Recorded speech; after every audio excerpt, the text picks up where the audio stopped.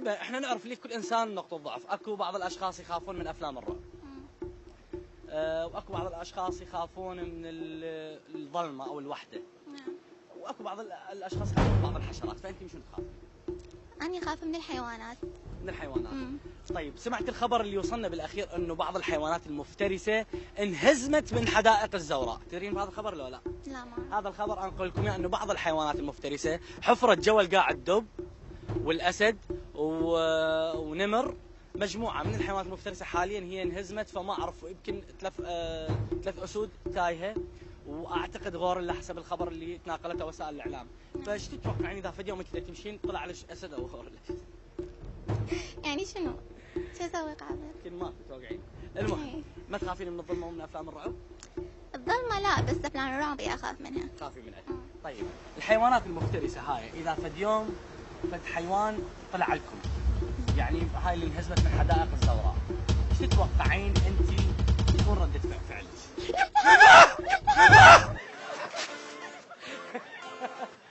عاشت صفقة.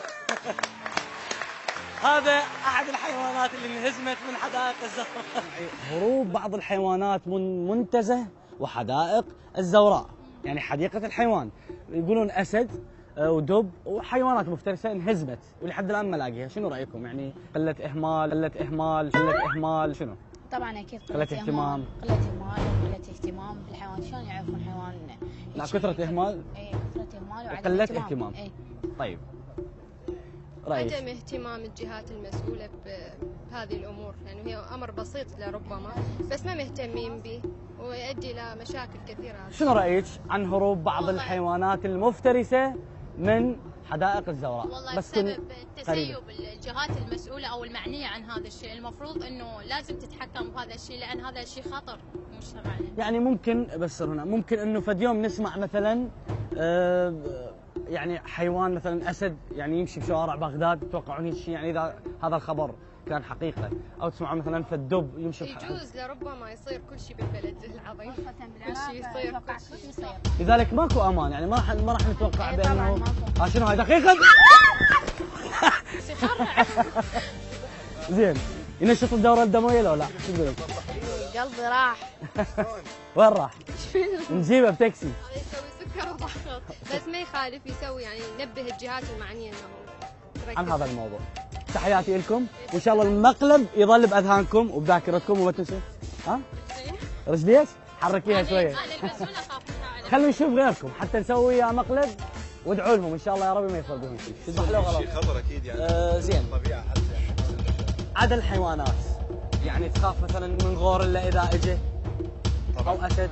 طبعا بس وين اشوفه غوريلا؟ شنو؟ تعال كاميرا خفيف. مقلب والله مقلب بس اصبر. مقلب باوع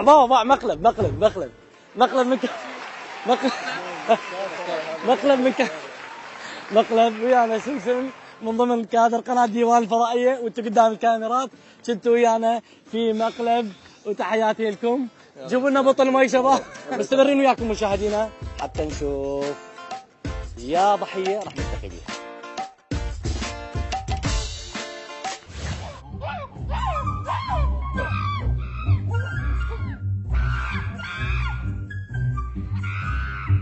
السلام عليكم، شلون الصحة؟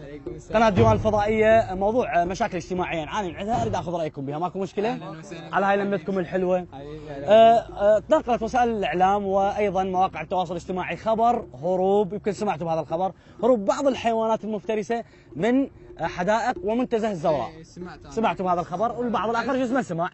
طيب شنو رايكم بهذا الموضوع؟ يعني نبدي من عندك. انا حسب ما سمعته الفيس، واني اخبار الفيس ما اصدق. يعني تتوقع فد يوم تمشي بشارع تلقى مثلا اسد او نمر او دب؟ والله هنا اذا اسال هذه الاخبار بعد كل شيء اتوقع ما تتخوف الوضع ما يصير، يعني ويش واحد ما يامن على اهله مو والله؟ فعلا على اطفاله من يروح المدارس. هي صوت من يعني الحراسات مال الزوراء طبعا لازم شويه لا هم شوف انا سمعت بانه دب حافر من جوا، شلون هذا السياج حافر من جوا السياج وطالع. اي صح هذا. ولحد الان بعض الحيوانات المفترسه ما لقوها، فممكن من تتوقع تلقاها بشارع، صح لو غلط؟ اي يعني في اي مكان بهاي الحديقه تلقاها، باي مكان تلقاها. شو تقول بهذا الموضوع؟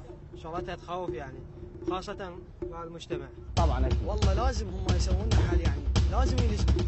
يعني هسه أكيد. طلع عنا يعني شلون؟ صح اكيد. دقيقة مقلب بس مقلب ايش؟ كادر دقيقة كافي. مقلب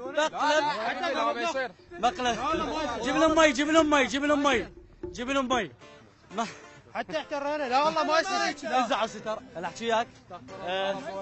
ما يصير لا. هذا مقلب للذكرى. تعال بوسهم يلا واحد بوس الاسم بالخير. اسمع احمد تحياتي لك احمد. الاسم بالخير. حسين. اي حسين. يا حالك صحافة مرحلة أولى. تحياتي لك. اسم؟ انا يوسف. تحياتي لكم شباب موفقين فيها لبن وراضين على سمسم. تحياتي لكم موفقين صفقة. تحياتي لكم